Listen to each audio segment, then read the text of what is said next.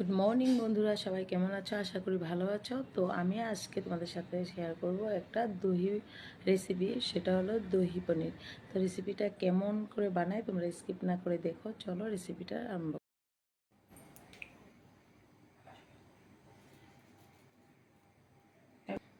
নুন দিয়েছি আর এখানে হলদি দিব। আমি সবগুলো পনিরকে ভালো করে হলদি আর নুন দিয়ে মাখিয়ে নেব।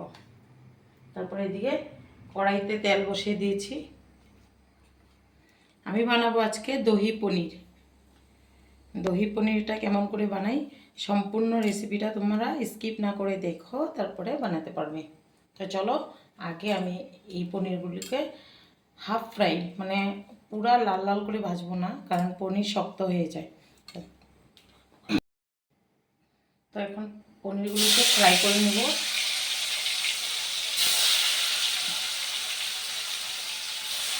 অল্প অল্প করে সব পনিরগুলিকে ফ্রাই করব।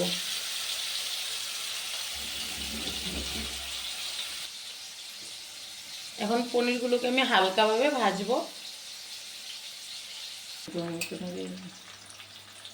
তো দেখো বন্ধুরা, ভাজা হয়ে গেছে আমার। আমি লাল লাল করে ভেজে নিয়েছি, মানে এত লাল না, আর এক সাইডটা একটু ভাজি নেই। এখন নামিয়ে নিব।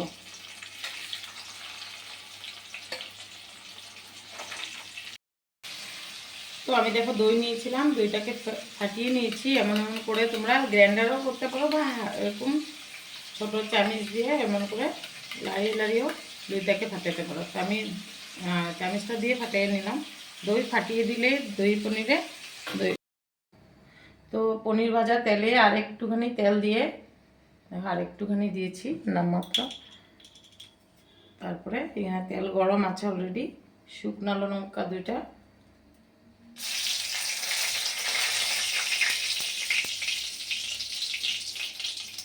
তারপরে তেজপাতা 2টা,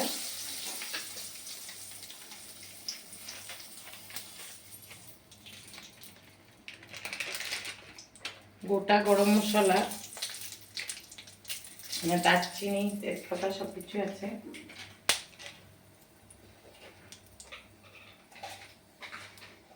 একটু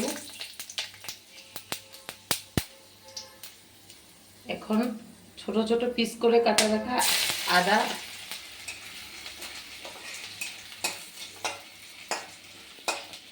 আদাটাকে হালকাভাবে ভাজবো।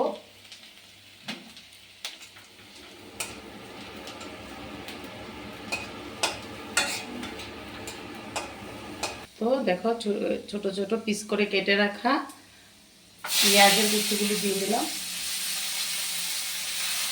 এখন আমি এখানে নুন দিয়ে দিব, পেঁয়াজগুলো গলে যাবে।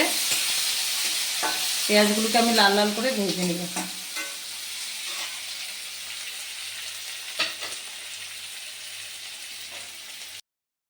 দেখো ভাজা হয়ে গেছে। এখন এখানে আদা রসুনের পেস্টটা দিয়ে দিলাম।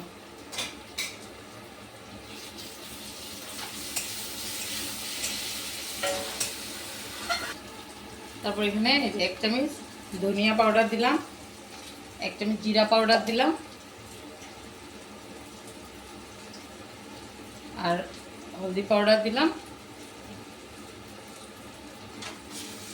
ভালো করে মিশিয়ে নিই।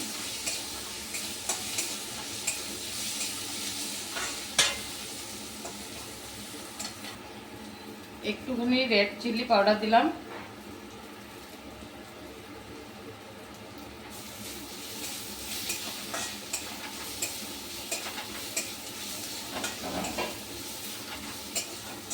এখন এখানে আমি হালকা জল দিয়ে দেবো।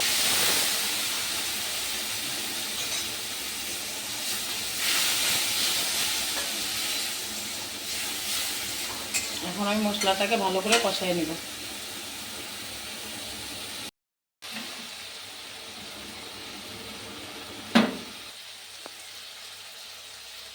দেখো আমার কষানি হয়ে গেছে মশলাটা। এখন এখানে আমি আর একটু জল অ্যাড করবো।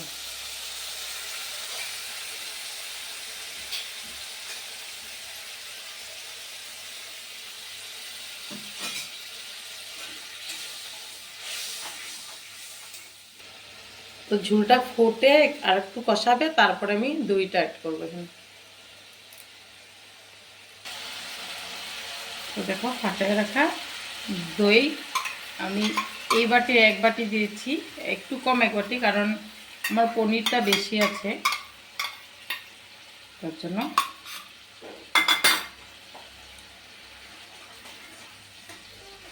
দেখছো একটুকু ফাটে নেই দইটা। আর যদি তুমি না ফাটিয়ে দই দাও তাহলে দইটা ফাটে যায়। তারপরে এখন অল্প সময় এটা কষতে দেবো, দইয়ের কাঁচা গন্ধটা যেতে দেবো। দেখো পনিরের ঝোলটা ফুটছে, এখন পনিরগুলো দিয়ে দেবো আমি।